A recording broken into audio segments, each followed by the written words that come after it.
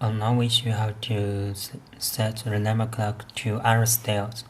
The clock only supports 2 10 mode, default mode, and a custom mode. A custom mode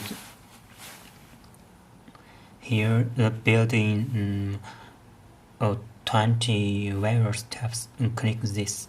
Here you can select from 1 style to 27 style. The iPhone only has 21 styles. Please note this.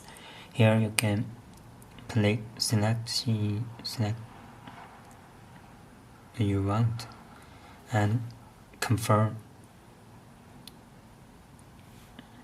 and click send. Just wait the app to send the number to your clock.